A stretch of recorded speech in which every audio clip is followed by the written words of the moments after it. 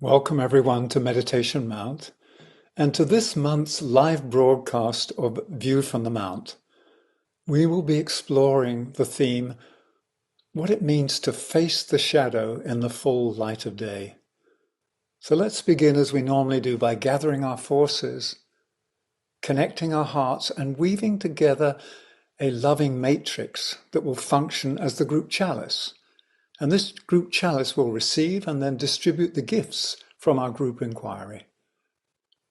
So let us take a moment to still ourselves to be present, taking a few deep, gentle breaths. We relax the physical body, releasing any tensions.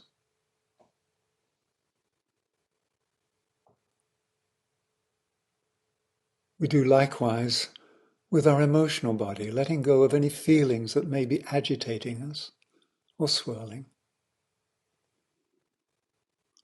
And breathing in a sense of calmness, equilibrium. And then breathing out any extraneous thoughts that may be swirling in the mind. Allowing the mental body to remain clear and serene.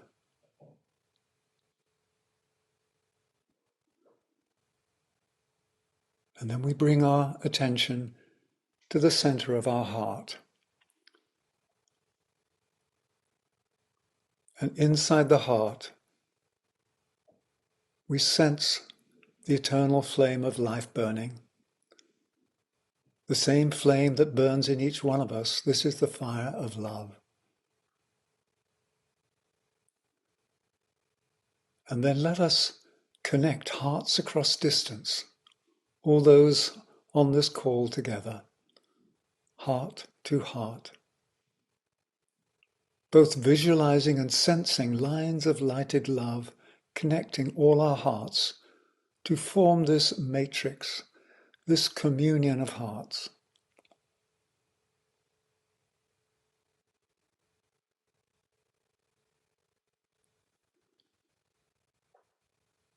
And may new wisdom and insights enter into our group field.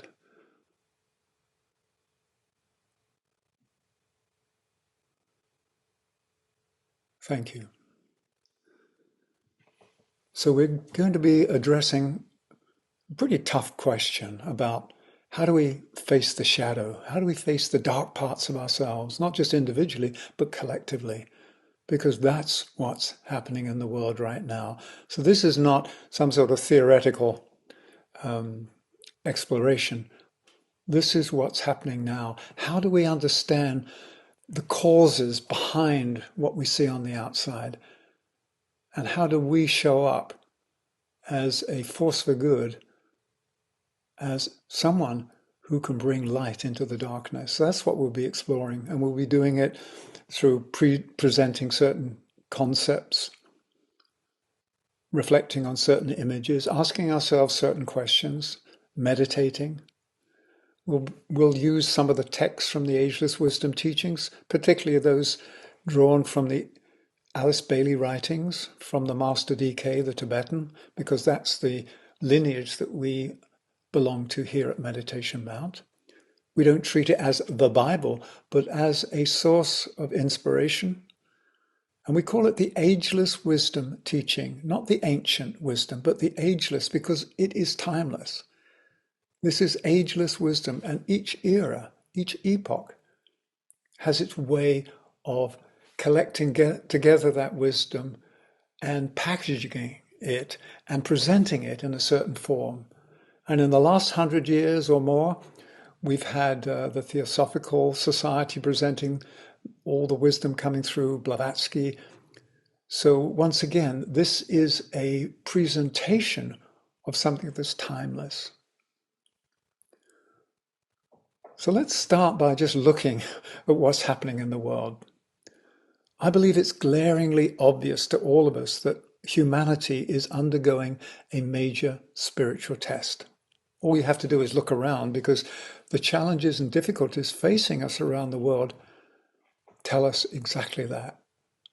There is nowhere where we humans are not being tested, where we're not in conflict, where we're not trying to figure out what's best and what's next. I believe that at this time we're being confronted with all those unresolved and unaccepted aspects of our human nature that we've created over the millennia through our thoughts, feelings, and actions. And I've used this phrase before, but I want to use it again because it's really apt. Our karmic chickens are coming home to roost.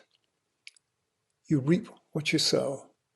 And this is a time of reaping, of gathering in everything to a point where we have to address and redeem the past in order to stand in the present in a clear way to call in the future. So we find ourselves in extremely tense and turbulent times right now. And we notice that there's darkness. This darkness of ignorance and separateness is clouding the psychological skies of our humanity. And it's temporarily blocking out the light of the inner sun, the soul, the true solar light. And so the radiant presence of the soul is not often felt or seen because it's being blocked out by these dark clouds that we are generating. And it's extremely difficult to see clearly in foggy conditions. And I just want to unpack this a bit more because it pertains to where we live in consciousness. So let me just lay out my thoughts on this. So whether it be mist from a river seeping through a city, or here in California, a thick marine layer rolling down to blanket one of the coastal towns, when we're in the fog, our visibility is obscured, and our ability to witness and observe accurately is greatly curtailed. If you reflect on this, this condition happens when moisture and temperature differences combine. That's how fog's created. Well, it's the same thing on the inner realms of the human psyche. The same climatic conditions give rise to the inner fog. So inside the astral plane, we're told that the turgid waters of the emotions mix with the fires of the lower mind to create a fog bank that can often be impenetrable and tends to bend and refract the light of truth. And this psychological weather phenomenon is what the Ageless Wisdom Teachings refers to as the mists of Maya. You may have heard of that phrase before, the mists of Maya, the fogs of illusion. And these tend to darken and distort reality. So I want to explore this a little bit more before we go into the main theme of the meeting with the shadow, or the meeting with the dweller. So it's said that we humans inhabit a particular wave band on the tonal spectrum of creation. So everything lives at its level of consciousness. And our level of consciousness has us reside on the mental plane, the astral plane, the emotional plane. And the astral plane is a combination, as I say, of the emotional and the lower mentals, which by its very nature is foggy, because you have the waters of the emotions and the fires of the lower mental causing this fog. And therefore, it's been named in the teachings as the worlds of illusion. Maya, the worlds of illusion. So I want to go back to something that we repeat constantly here at Meditation Mount. It's a spiritual axiom that says energy follows thought. I want us to go deep into its meaning, because if we look at the world around us and if we understand energy follows thought, I believe that we will draw the conclusion that what we see around us in the world at the moment is a product of our own thinking. Because everything that we think creates a vital thought form in the ethers. It's a living being. We're actually giving birth to something. And then we further magnetize it by our emotions, our desires, our intentionality.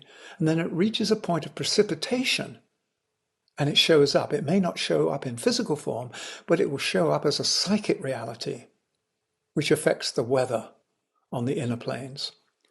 So the substance of the astral plane for me is like a plasma that conforms and responds to the thoughts we impress upon it.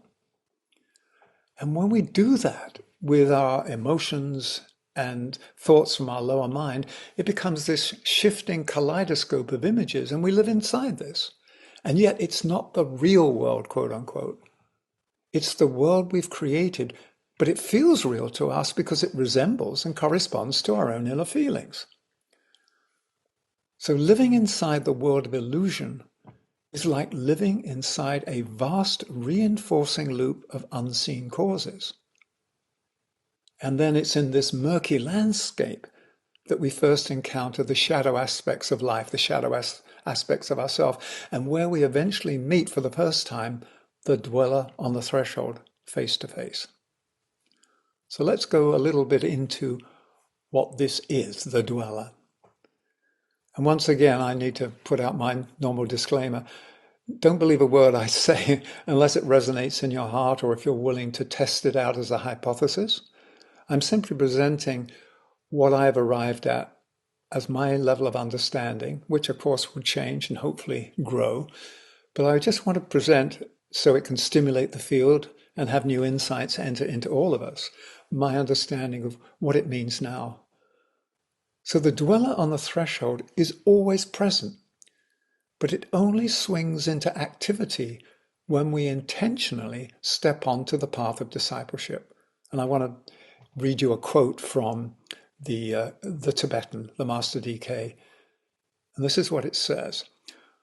When the aspirant becomes occultly aware of himself or herself, of the conditions induced within as a result of an interior illusion, an astral glamour, and the maya surrounding the entire life, that's when the dweller shows up. So it's always there, but it's when we step into a deeper understanding and say yes to life. So the dweller doesn't pop out of nowhere to ambush us. It's not some sort of robber on the path that's there to ambush us. It only makes its presence felt as we become, as we just heard, occultly aware of ourselves. So what does it mean to become occultly aware of ourselves? Well, for me, it means simply knowing myself and knowing ourselves to be essentially divine. The principle of essential divinity that inside each one of us lives a spark of the Creator. So we are representatives of the one. We are the many representing the one. Becoming occultly aware means to know that we are incarnated agents of the soul on earth.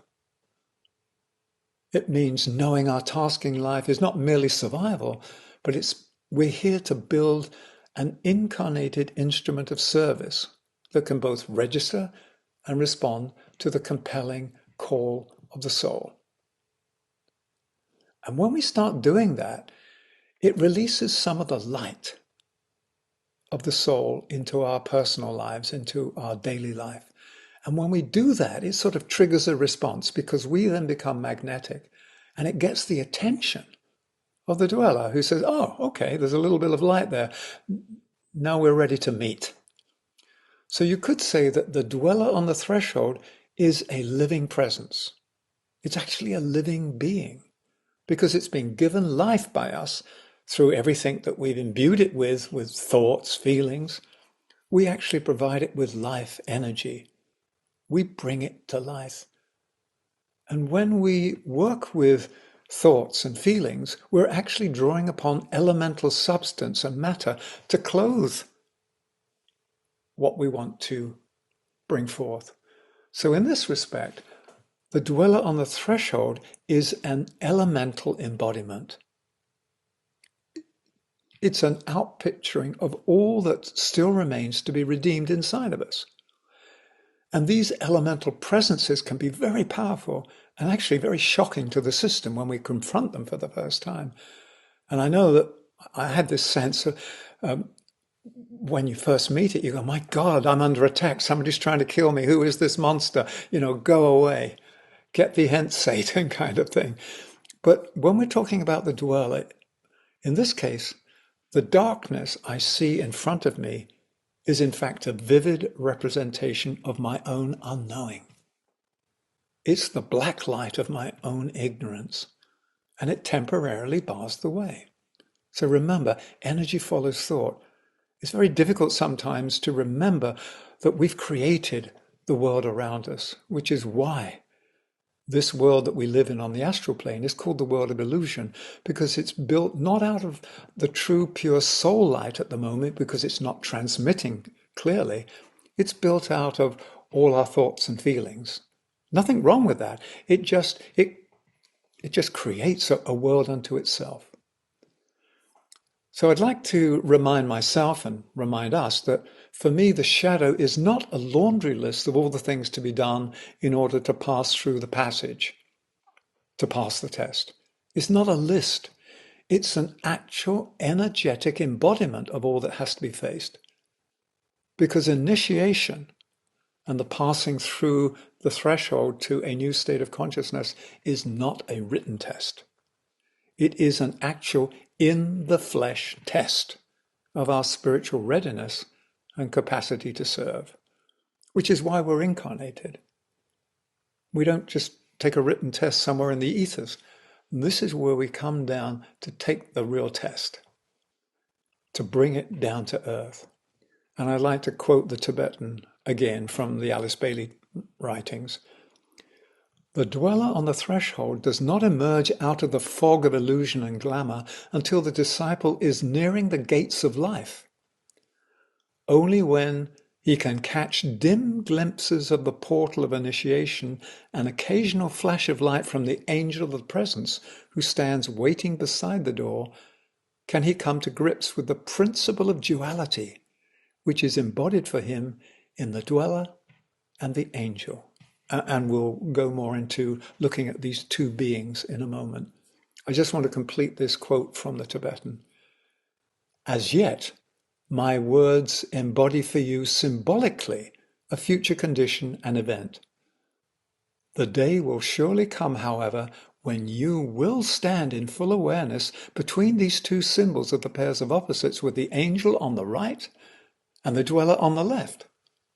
And he ends by saying, may strength then be given to you to drive straight forward between these two opponents who have for long ages waged warfare in the field of your life, so you may enter into the presence where the two are seen as one and naught is known but life and deity. This is pretty powerful stuff.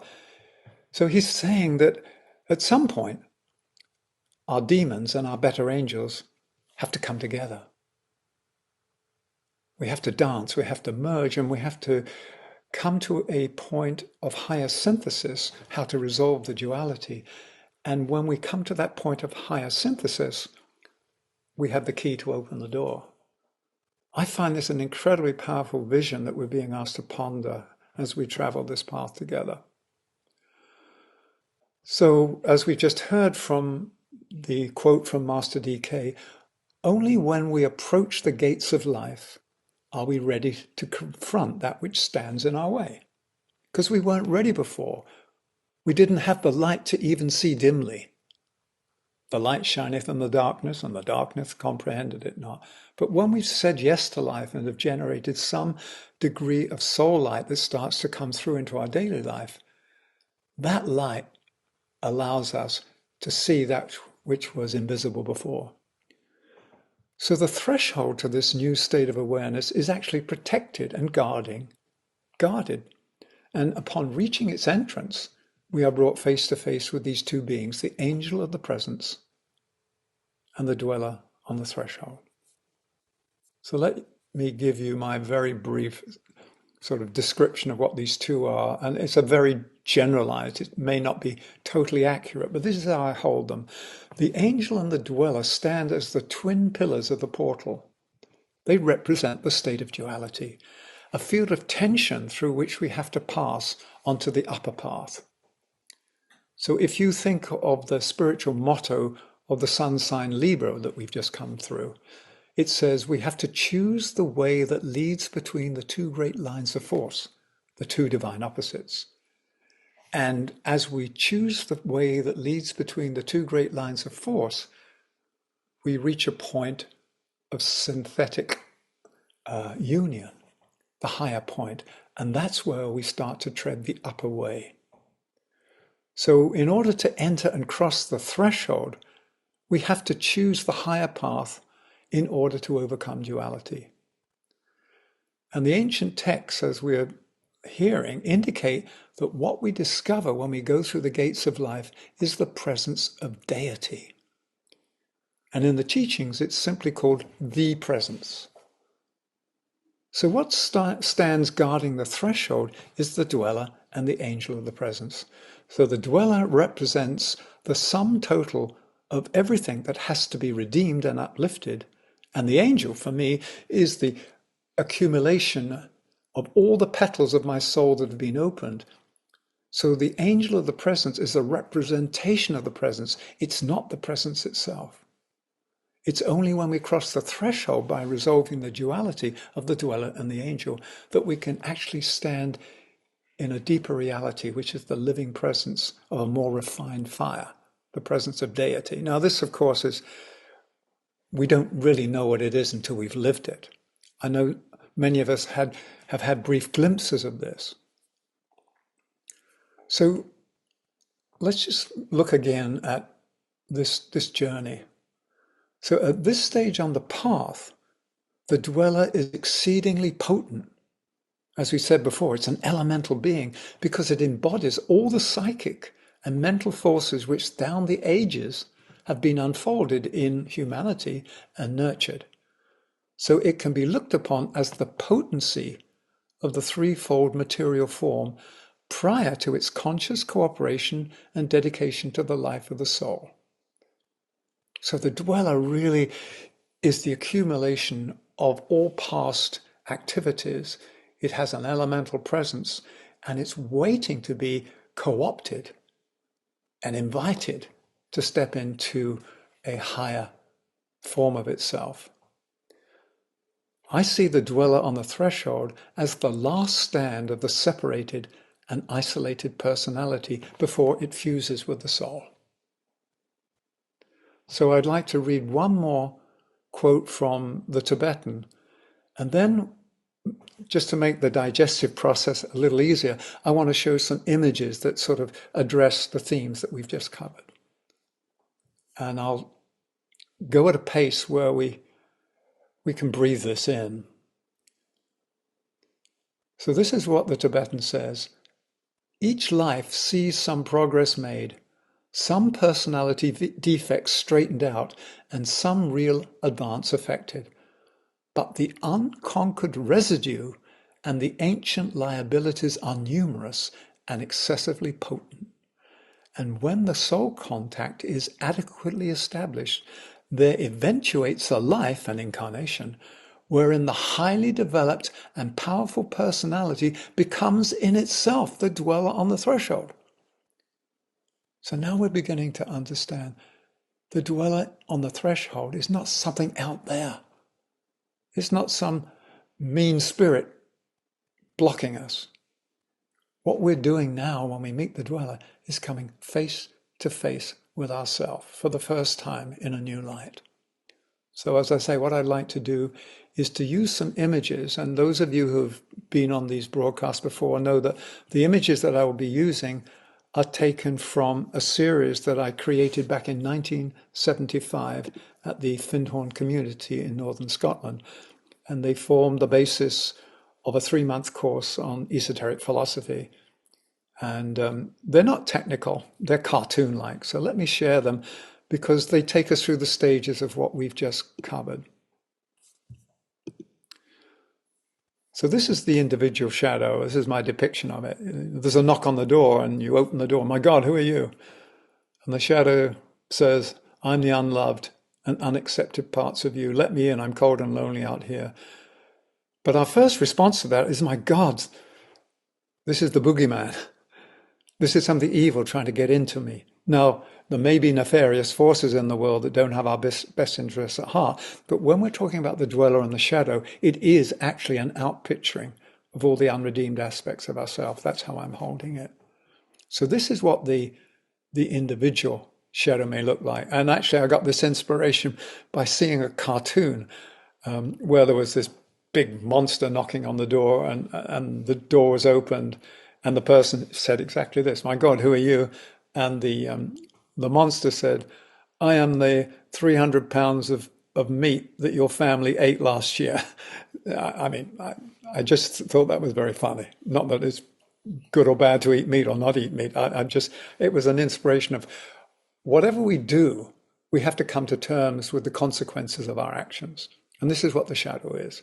So let's look at the next level, because the focus today is not just on the individual shadow. The reason I want to focus on the dweller is because it is a planetary event as well. So the world is passing through its own shadow, and the darkness represents the sum total of all the unresolved thoughts and actions of humanity. Chickens coming home to roost. And that's what we're dealing with. So what we have at the moment is, in the world, we have evidence of all the darkness, because everything we see outside is a precipitation of what's on the inside. So if I have thoughts of hatred, thoughts of separation, it's going to show up as a belief. It's going to show up as how I show up in society. So this is what we're going to be looking at. How do we stand together and, as a human family, face this huge initiation that we're in front of at the moment? So here's a very brief summation of these aspects. The dweller, the sum total of all the unresolved, unintegrated aspects. The angel, representing all the soul aspects that we've developed and that are there. And the presence itself. The presence is that overlighting being which we call our higher self, our monad, the God within, God immanent. So these are the three aspects that I talked about. And once we have had the angel and the dweller dance with each other and merge, then the door opens and we're able to step into a greater presence beyond that duality. So there is always a desire to find the light. I believe this is the magnetic call of evolution. The call towards the light. It's a heliotropic force, just as the plants in the garden here at Meditation Mound, they turn their faces to the sun. They're heliotropic. And we, in the same way, are heliotropic to the light of the soul. Whether we know it or not, we're always tracking the light, the inner light. So I'm going to show you a series of three where this is when we're standing inside a darkened room and we open the curtains and it's sunny outside and we want to be in the light. We want to leave the darkness of the room that we're in. So what do? We go outside and we become the sunbather. We revel in the sun. And I love soaking in the rays of the sun. They're very life-giving. But one thing I notice immediately, if I'm lying down, standing up, when the sun hits me, it's only illuminating half of my body. Half is always in shadow. So this is the shadow aspect. Hasn't been illuminated by the light yet. So as the sunbather, I'm in shadow, I'm in light. So how do we resolve this duality of light and dark? Well, this is the next step. You become the sun itself. So when the sunbather becomes the sun, the shadows disappear because the light is emitted from inside of us. And we ourselves don't cast a shadow. Now, shadows are cast by the light that we shine on objects and other things around us. But we ourselves, just like the sun, doesn't cast a shadow of itself. It casts a shadow of those things that stand in the way of its light. So I find that very symbolic. So just a couple of more slides just to recap.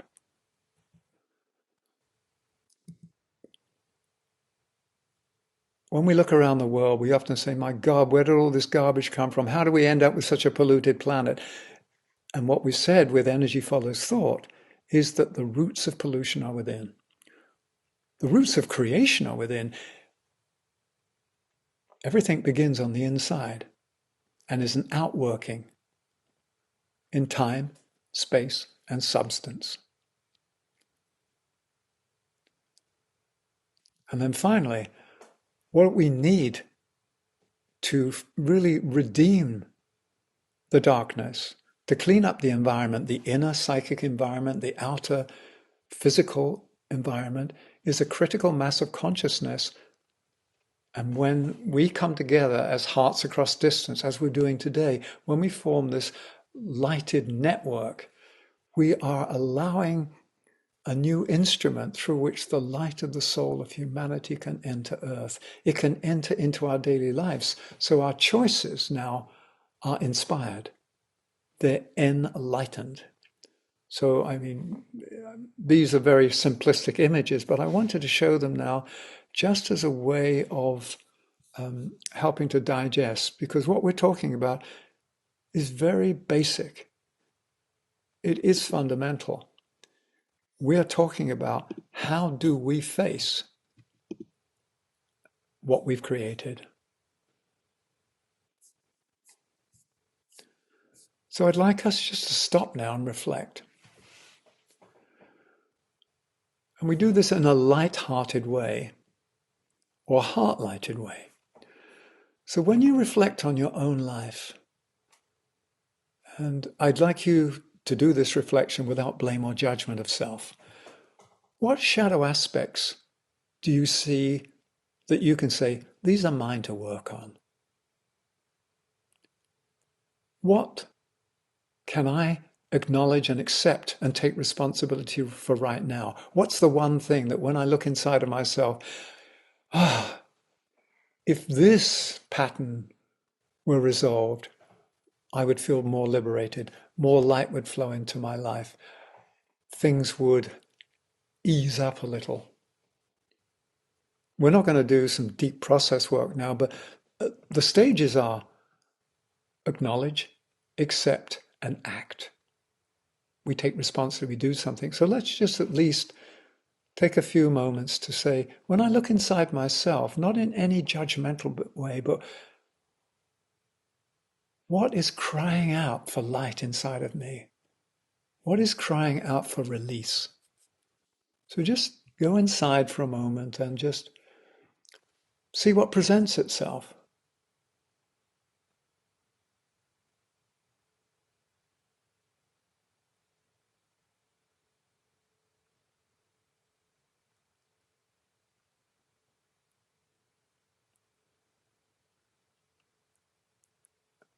And then once you've acknowledged it and accepted, oh yeah, it's mine. It isn't like somebody else has to change so this goes away. No, what do I need to change in me? How do I take responsibility for it? And I guess that's really our spiritual assignment.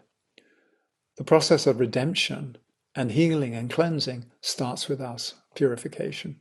And each of us has to do it. And then when we come together, we then do it together as a group. We do it on behalf of humanity. We do it as humanity.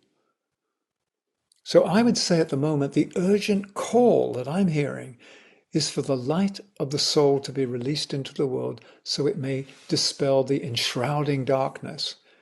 And it will illumine our path forward. So it isn't just it clears away the darkness, but it illumines our path forward. So what makes these present times so intense is that in addition to millions and millions of people beginning to walk the spiritual path towards a more light-filled expression of self and facing our own tests, as I've hinted at, humanity for the first time in its evolutionary history is facing a collective test that is called in the teachings the first initiation. And I want to go into this because it's what we are dealing with right now.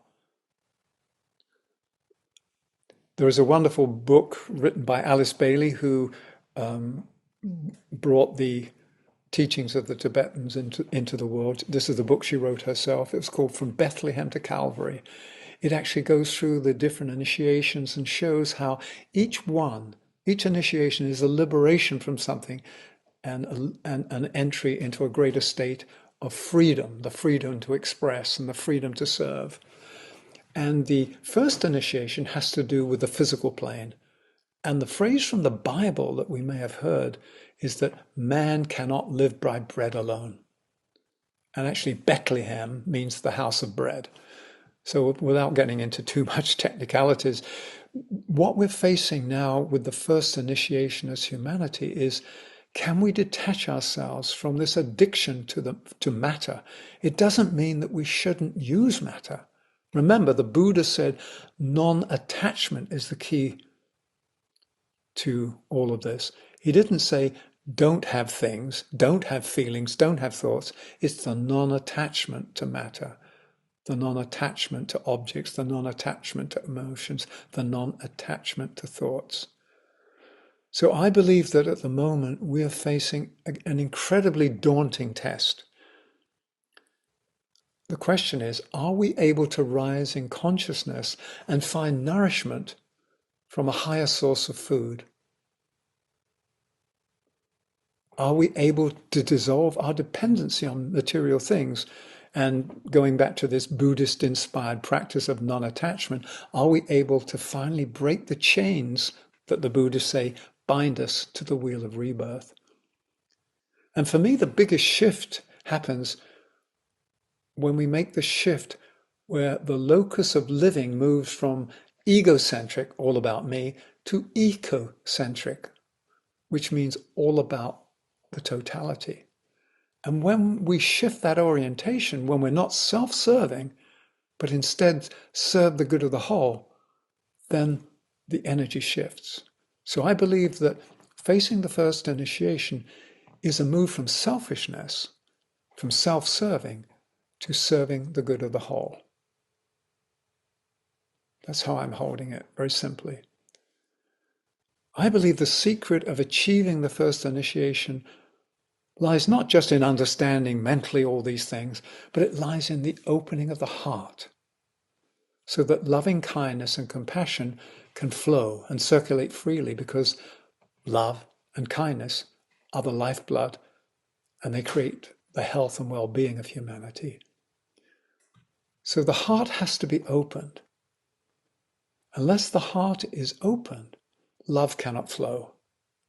And so at the moment, we are experiencing a lot of heartbreak. And we're told that the heart cannot really experience and give of love and receive love until it is broken.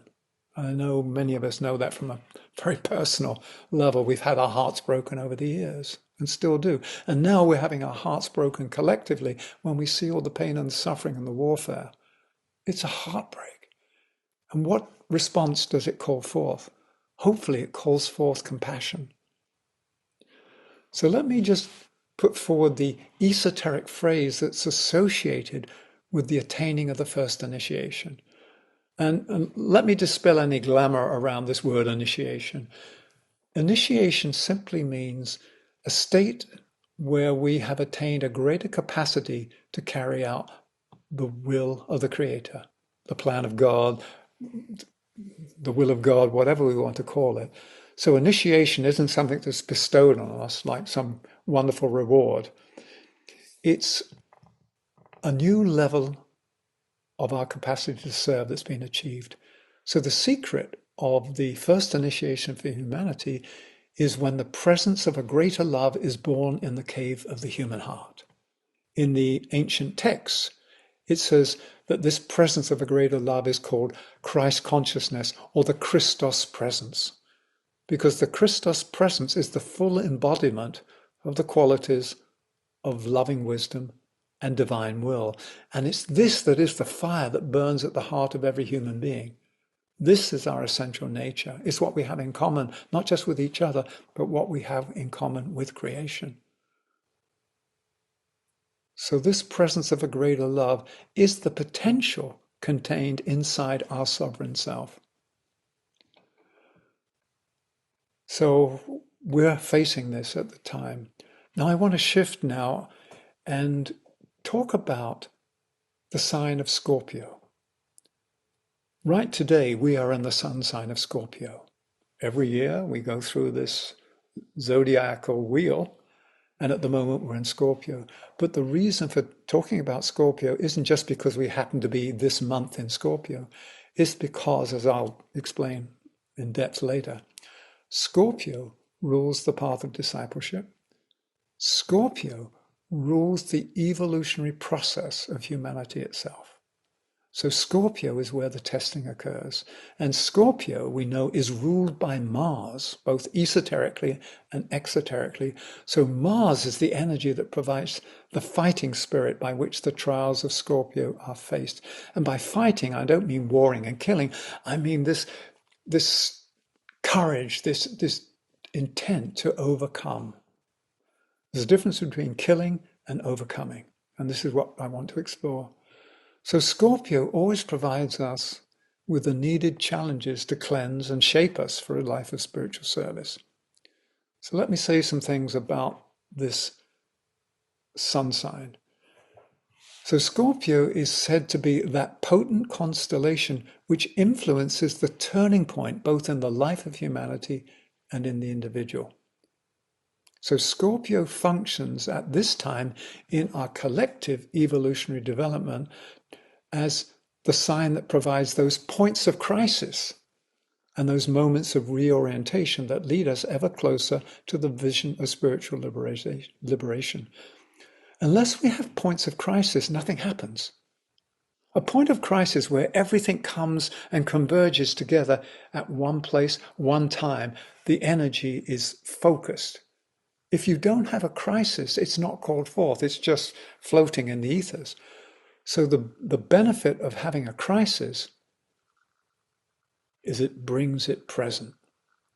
And only when we bring it present and it faces us as crisis, can we face it. So we are at a critical time. So how do we face the tests? And it's said in the Ageless Wisdom, Scorpio governs the lives of everyone who treads the path of discipleship. So I'd like to review and contemplate the tests in Scorpio, because they're the tests that each of us are going through individually, but more importantly, it's the tests that we're facing together as humanity. And I'd like to begin by looking at this through a couple of different lenses. And the first lens is the lens of symbology. So in Scorpio, there are 3 symbols associated with this sign. So first of all, the personality, which corresponds to the dweller aspect, is represented by the scorpion. And this creature represents the personality at war with itself and at war with others, always ready to sting, to harm, to inflict. And then as we begin to register the light of the soul and to start operating from a slightly higher level, the scorpion goes through a transformation into the eagle. Because the eagle, symbolically, represents the soul. It infuses and informs the personality with the light of a greater awareness. So the eagle then is the higher version of the scorpion. And it's interesting to note that the soul symbol of the United States of America is the eagle. So you've got this tension going on in the United States at the moment between the scorpion and the eagle representing, if you like, our better angels, and the scorpion representing our demons. But there's an even higher symbol beyond the eagle, which is the dove. And the dove represents, in the esoteric parlance, the spirit of peace. It represents the spiritual fire, the monadic fire, the highest aspect. So the dove is the highest expression of spirit descending, that when it fills our being with the fire of synthesis and the fire of love, things are transformed. So in Scorpio, the journey passes from the scorpion to the eagle, from the eagle to the dove. And as I said, I believe that collectively we are still living inside the warlike world of the scorpion. So how can we rise on the wings of the soul, on eagle's wings, to release the light and love of the soul? So let's delve a little bit more into Scorpio. So each sign of the zodiac has 2 mottos associated with it. There's a higher and a lower. One to do with the soul, one to do with the personality. And Scorpio is sometimes called the agent of deception. And it's reflected in its personality affirmation, let Maya flourish and let deception rule. So the personality in Scorpio is saying, hey, let Maya flourish, let deception rule, let truth be distorted. And that's where we find ourselves in the world at the moment, without blame or judgment of anyone or any nation or any party. We collectively are at the moment in a state where Maya is flourishing and deception rules. Now, the higher aspect of Scorpio is called the light of liberation.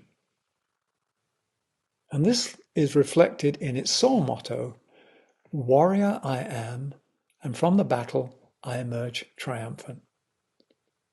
Warrior I am, and from the battle I emerge triumphant. Once again, this battle isn't a battle of killing, it's a battle of overcoming. And this language is used because Mars is the planet that gives us the energy to overcome. So we're not thinking of killing, but overcoming.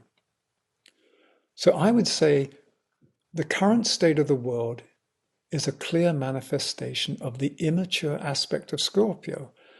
And the struggle in this solar sign helps us to realize and to eventually overcome the inherent and inherited limitations in which we've been living.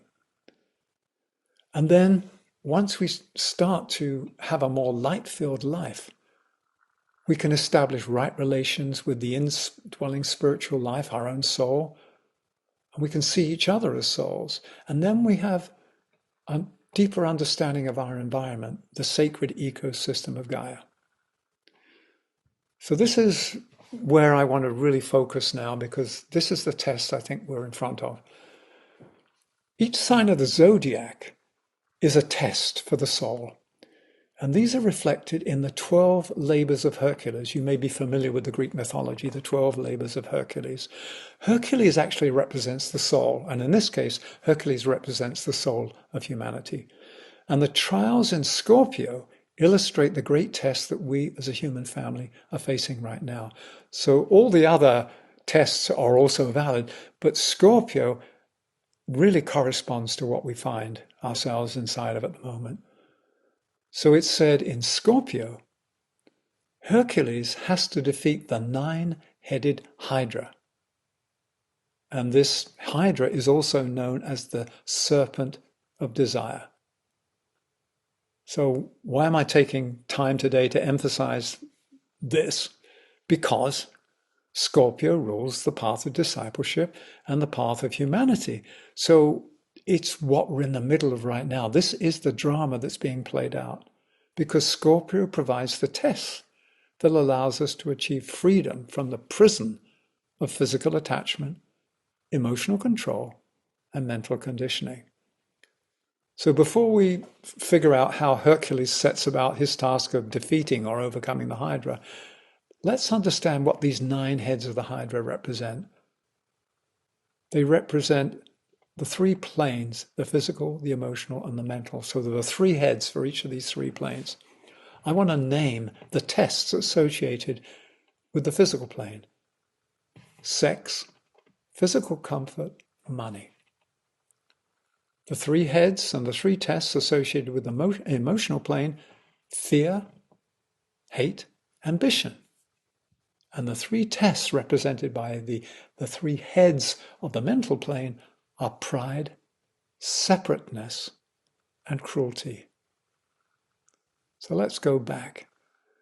Sex, physical comfort, money. It doesn't say these are bad. It just says it's our relationship with them that has to be clarified, that has to be healthy, so we're not addicted to it. For instance, physical comfort. There's nothing wrong with feeling comfortable and feeling at ease, but spiritually, it's said that comfort is the cemetery, the graveyard of the spirit. If it's this comfort of this sort of warm pillow-like comfort that we sort of sink into and we're not engaged, then it takes us out of the game. And money, if money is a way of aggrandizing ourselves and giving ourselves status, rather than money being this representation of this crystallized energy that we are entrusted with to help nourish. So when we receive money, we use it, we give it out, and we're part of the great circulation. So these tests are about the right relationship with sex, physical, comfort, and money, not the abandonment of. It may be the letting go of our attachments in our current relationship, but it's to come into a right relationship. And then we look at the emotional: fear, hate, and ambition. Fear, as we know, freezes us. It cuts us off from inspiration. Hate separates us. If I hate you, I don't know any love for you. I don't recognize that you and I are one. We're brothers and sisters. Ambition means that I want to be the best over you. It's competitive. Now, there's nothing wrong with developing our skills, but if we develop our skills to be of service, it's different from developing our skills so we can show that we're better than other people. So these are the tests that are facing us. And then finally, the mental test: pride. Number one, we're the best. Separateness, the other. Whether it's the other person, the other creed, the other culture, the other religion, the other. And cruelty, meanness. Cruelty is the opposite of loving kindness. So if we look around and observe without blame or judgment what's happening on our planet right now, we clearly see that these are precisely the tests facing us. And Hercules, representing the soul of humanity, must overcome and emerge triumphant from this test. So here's some hints in how Hercules approaches this test. So here you have this 9-headed hydra, and it lives in the mud. It lives in the ooze. It lives in a combination of earth and water. Now, Hercules can't go in a mud wrestle with the hydra because he'd drown, he'd be pulled under. And he can't go in with a sword and cut off a head because, according to the mythology, 2 more heads sprout whenever a head is cut off. And the secret that Hercules has to learn is humility, which is, according to the spiritual teachings, humility is an adjusted sense of right proportion. And Hercules has to kneel. He has to go down on one knee, which is a sign of humility. Not a sign of weakness, but a sign of humility. And there is this wonderful phrase in the spiritual teachings that says, one kneels to rise. So when he kneels down, he then grasps the hydra in the mud. He has to grab this slippery creature. And rather than doing anything at that level, he raises the hydra up into the high light of day. And when the hydra moves from the mud into the high light of day, it loses its power. The slippery serpent of desire cannot exist in the rarefied air of the Buddhic plane. It exists in the lower emotional waters. But when it's lifted up to the Buddhic plane, when it's exposed to the light, it dissolves. So the secret is not to kill something, but to bring light and love to it and to dissolve it in that way.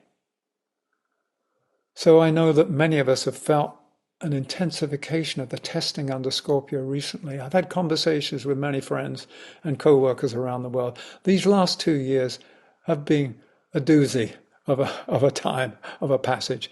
I don't think I've ever been tested to the degree that I've been tested, ever brought face to face with things that I wasn't aware of, or I was aware of and not willing to face.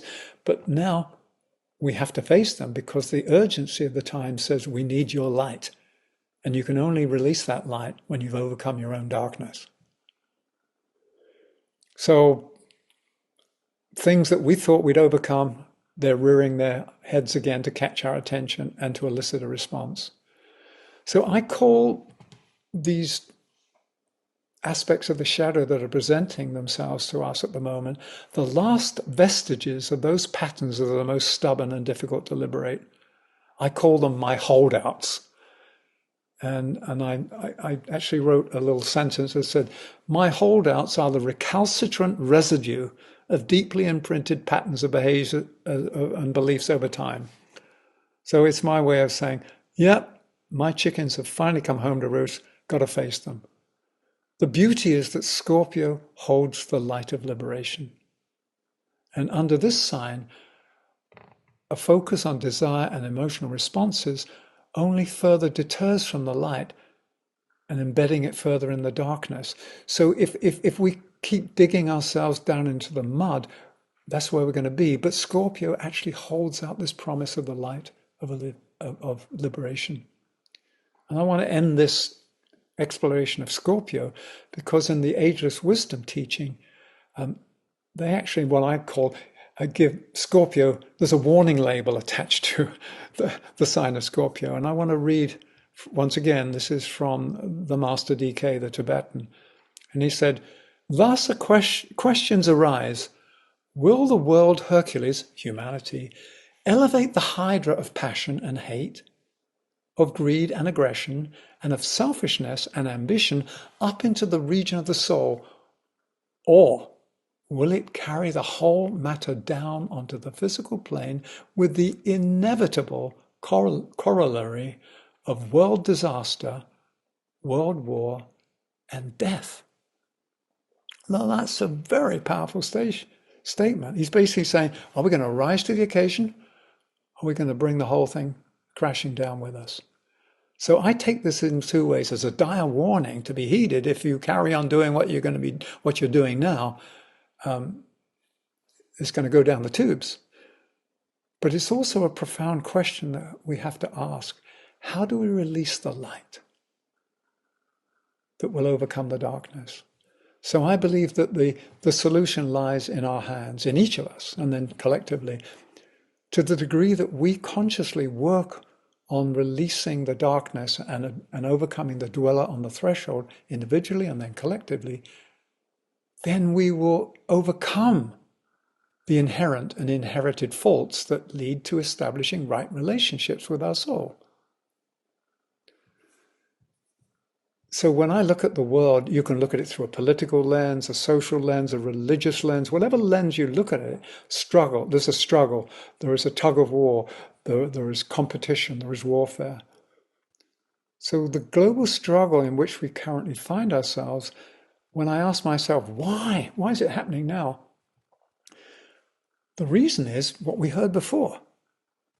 The dweller only shows itself when we're approaching the portal, the gates of life. So I believe there is such a desire in the heart of humanity to reach the light, to be the light, that we're calling forth that which needs to be faced. So as we go further along the path, we call forth the dweller on the threshold. So we are now, at this moment, all of us wrestling with and seeking to overcome this slippery serpent of desire in order to pass the tests of Scorpio. And the idea is when we achieve victory, we simply are living now as soul-directed lives. And then we utilize the focused energies of the group heart to receive and release the light of liberation into our world.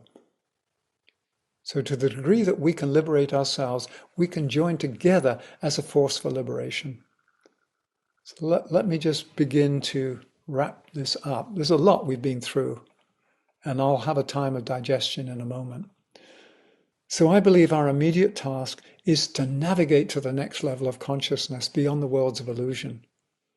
And when we've done this, our head automatically pops out into the clear light of day.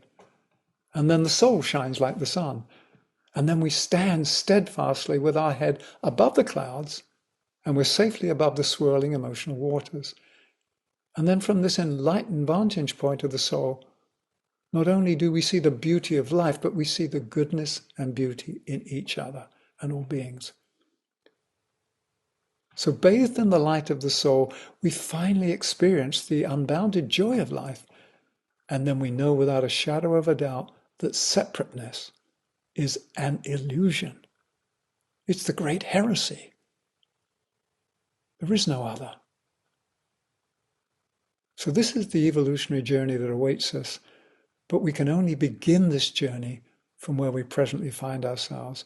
And the journey starts by facing the test we've invoked. So as we approach the end of this inquiry today, I want to just briefly recap the ground we've covered. So what I'm saying is humanity, us, we as a human family are at a major choice point. Not only with the upcoming general election here in the USA, but also in general as a species, because we stand at a crossroad and have now to choose whether to continue pursuing a path of war and global alienation with each other, with our sisters and brothers around the world, or do we dare seek a lasting and deep peace among all nations, all creeds, all cultures? And this peace can only be born from within an open and compassionate heart. So we go back to the heart has to be opened. Unless the heart is opened, we will carry on this bitter mental warfare. So there's a lot of soul searching to be done. So the question I'm asking myself and us, do we choose to continue walking a path of self-centeredness that has the isolated part plunder and take over the resources of the whole for its own advantage? Or are we nearing a point where the ushering in of an age of caring and sharing is now the most obvious and natural way to live in integrity with our core values, and the most natural way of creating a world that works for all? This, for me, is the question, and timing's running out for us to provide the answer. The answer isn't a spoken, this is not a written test. Once again, this is an in the flesh test, and we have to give in the flesh answers. So I see this as both a time of great emergency, where the old and outworn forms are painfully falling away, not only in our own lives, but around in society. But it's also a potent time of emergence, when green shoots of new possibilities are beginning to show themselves as signs of hope. And I'd like to end with an ancient prayer. It's been used throughout the ages, and I love the way that it boldly declares, "Lead us from darkness into light, from the unreal to the real, and from death to immortality." Lead us from darkness into light, from the unreal to the real, and from death to immortality. And this prayer continues to be our rallying cry and our companion on the long pilgrimage. But right now, the clarion call that I'm hearing is all souls on deck. We're being called to show up as souls. So may we respond by showing up each day as a powerful beacon of light, as a welcome source of loving kindness, and as a trusted messenger of fiery hope for those whom we meet and with whom we interact. And I'd like to close out by taking a time to send out the blessings from our group heart and the light and the love that we've generated together and is burning at the core of who we are out into the world. So let us bring ourselves back into the group heart. Stand in the light of the soul. Stand in the fire of love. And from this place, let us send out lines of lighted love, waves of light, and see these waves touching the hearts and minds of our sisters and brothers around the world, awakening them to the realization of their own sovereign self, their own essentially divine nature, and the fact that love lives in every human heart, and that we are part of one seamless web of life. So let us send out these blessings to the world at this time of emergency and emergence.